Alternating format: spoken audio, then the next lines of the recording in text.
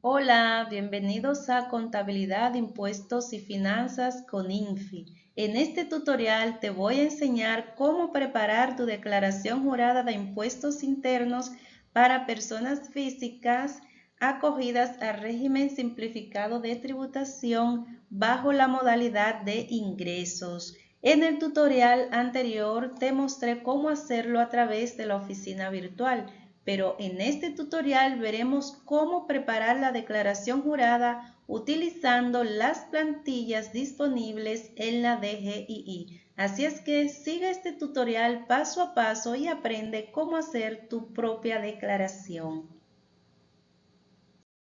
En el tutorial anterior les mostré cómo hacer una declaración jurada de impuestos sobre la renta para persona física bajo el régimen simplificado de tributación basado en ingresos, pero a través de la oficina virtual. Esta vez vamos a hacerlo utilizando la plantilla que aparece en la DGII, solo tenemos que ir allí y descargarlo. Entonces, lo que haremos es llenar todos los campos con los datos que nos solicitan. Empezamos digitando el año fiscal que vamos a declarar. En este caso, 2022 y el mes que sería diciembre con el número 12. Luego seguimos con el campo cédula y ahí colocamos todos los dígitos que contenga nuestro documento de identidad.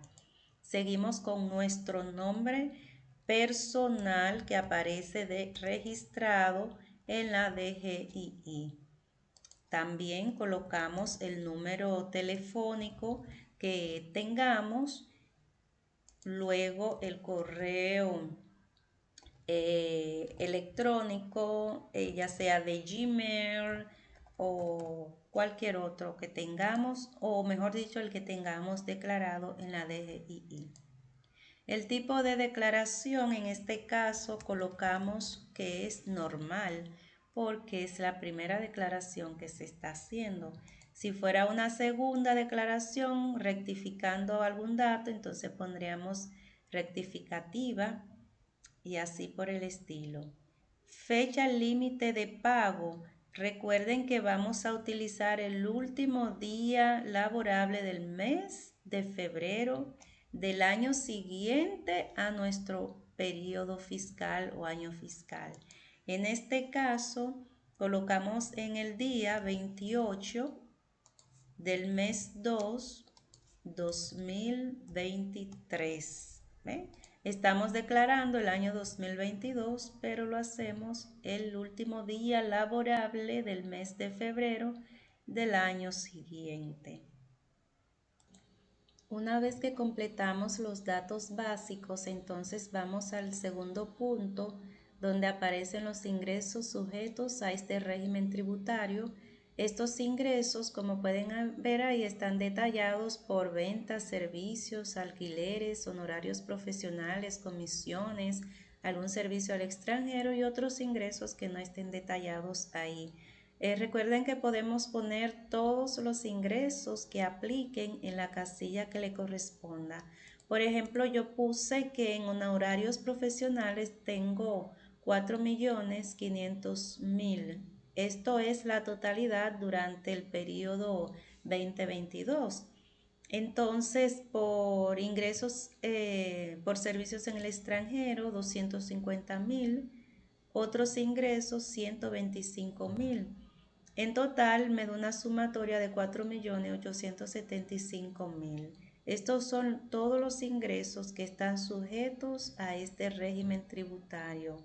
Y una nota muy importante es que si recibimos ingresos por servicios al extranjero en moneda extranjera, este debe cambiarse y colocar el equivalente en moneda nacional.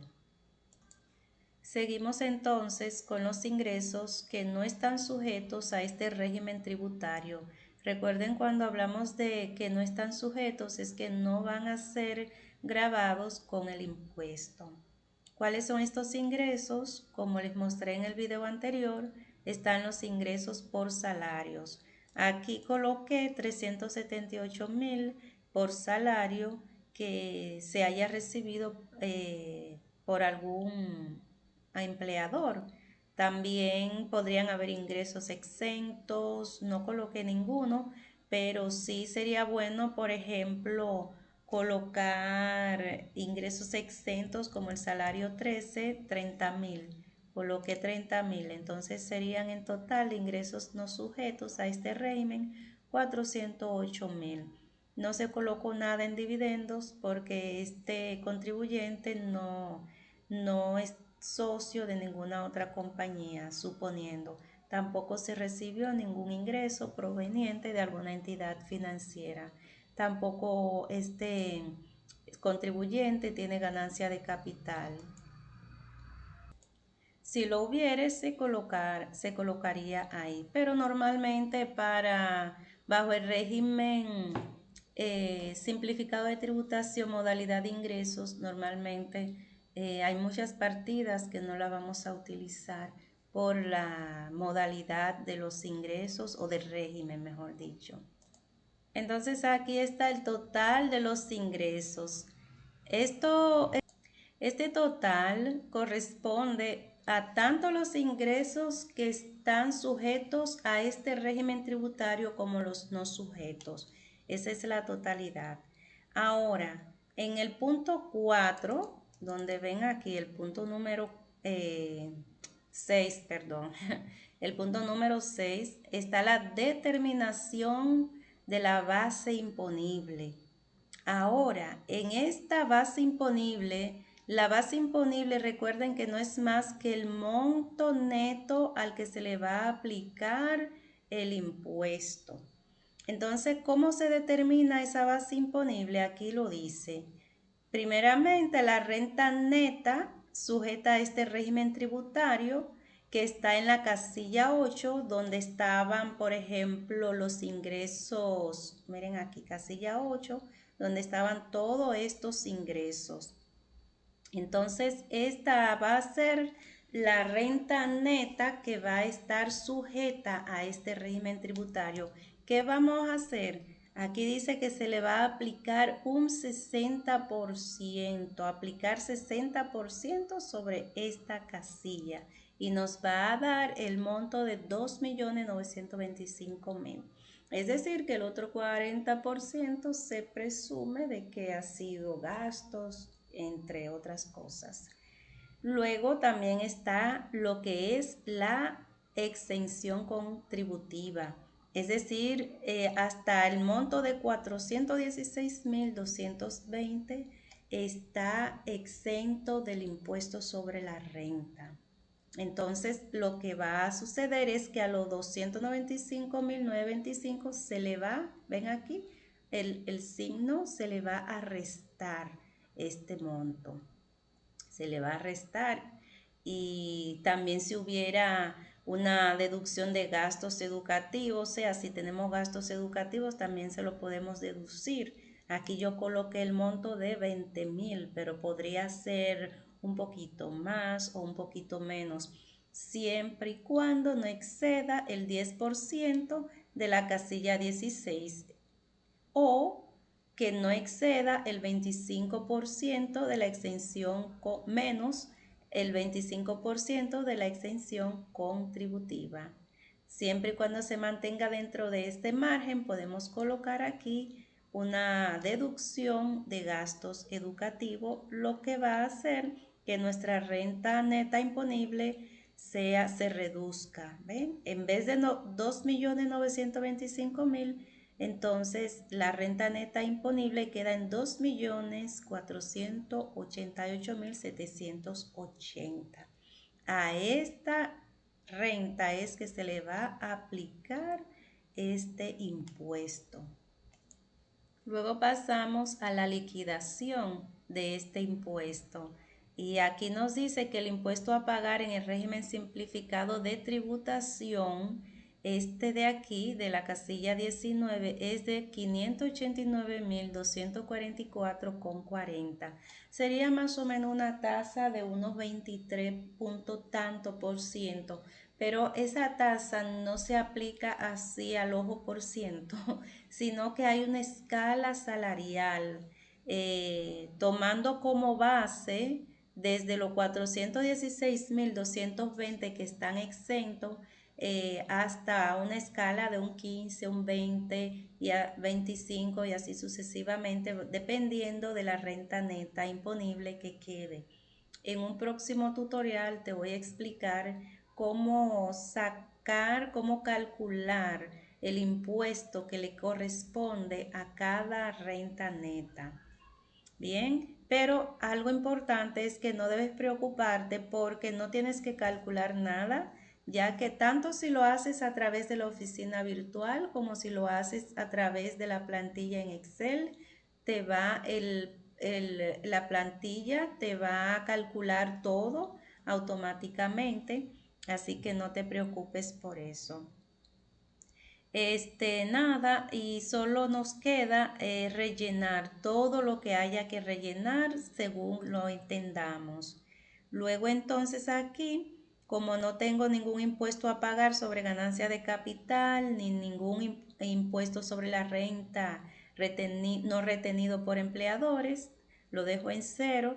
Entonces el impuesto liquidado que me corresponde pagar dentro de la fecha de pago es de 589.244,40. Entonces, pero este impuesto, claro está, es un impuesto, el impuesto liquidado. Pero ¿qué pasa? Yo como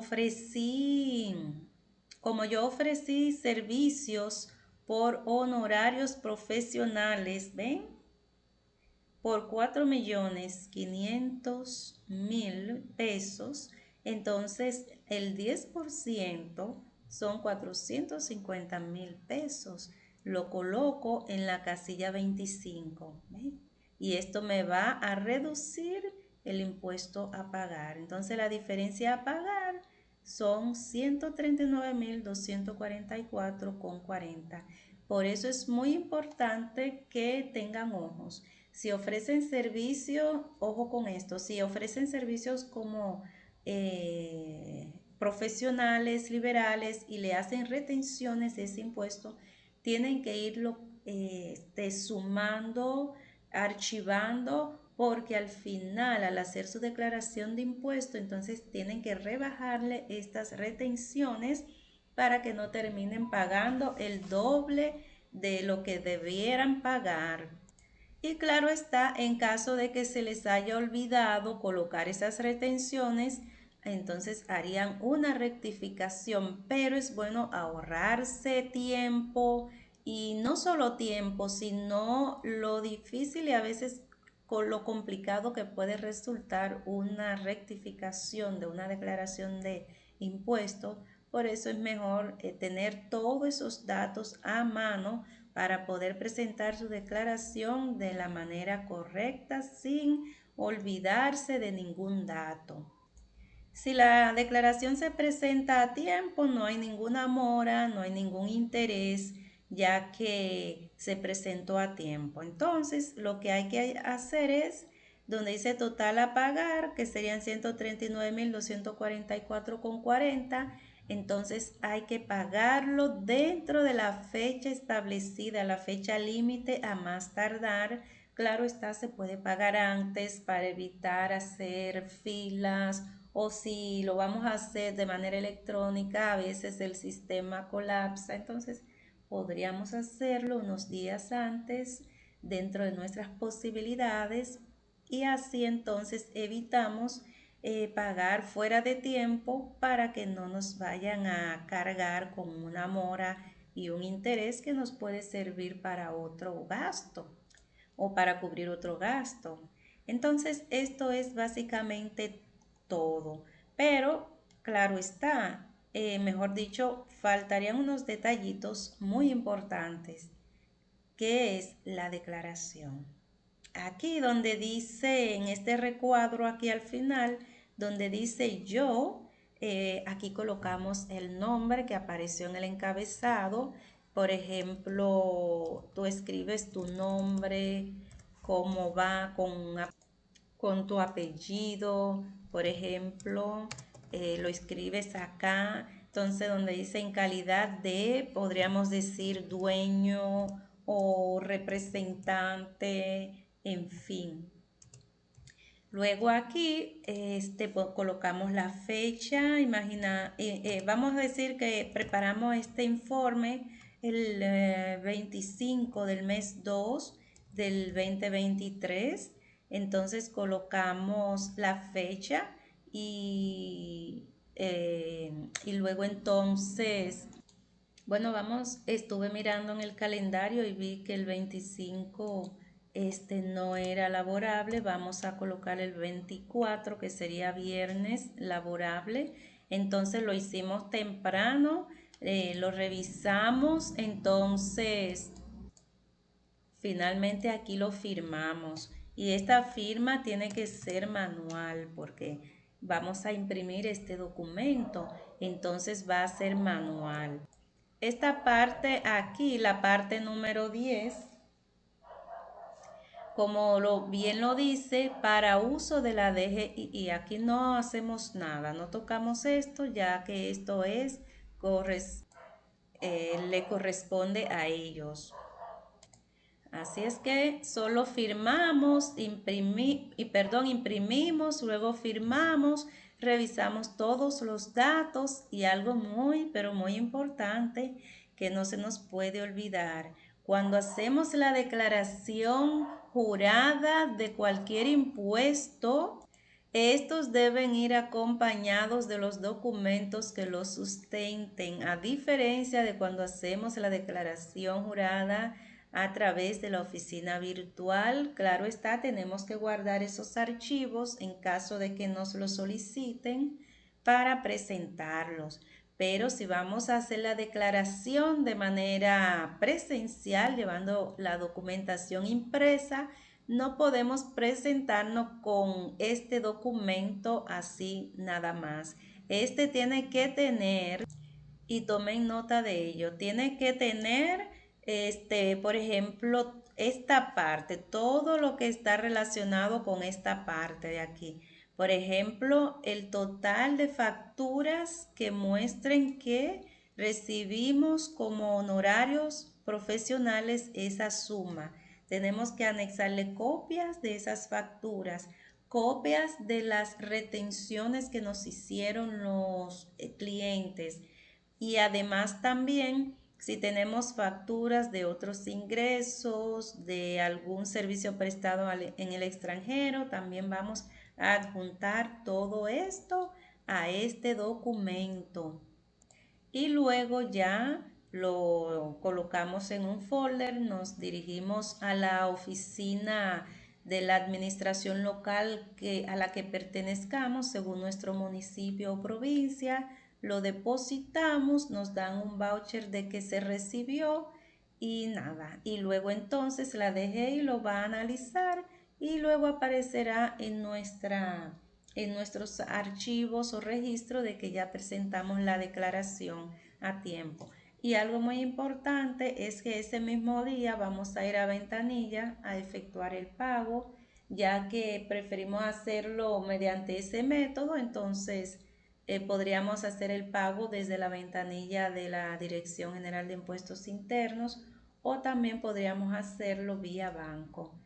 Pero si tuviera que elegir entre el método de hacer una declaración jurada de este impuesto y de cualquier otro, les digo que la mejor forma de hacerlo es por vía de la oficina virtual. Pero en caso de que por algún motivo no podamos hacerlo, entonces existiría esta segunda opción, pero yo no lo recomiendo como primera opción, de verdad, porque es más complicado, tenemos que invertir más tiempo, el proceso es más lento y claro está que eso no queremos, ¿verdad? Queremos ahorrar tiempo y que las cosas se hagan de manera eficiente. Pero si no puedes hacerlo vía virtual, este método también te da la opción. Y además, algo importante es que si el tipo de declaración es rectificativo, Siempre hasta el momento este va a ser el método que te van a solicitar.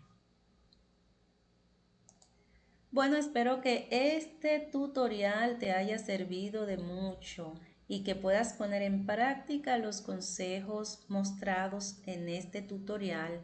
No te olvides de regalarme un me gusta y de compartir este video con otras personas que le pueda ser de utilidad.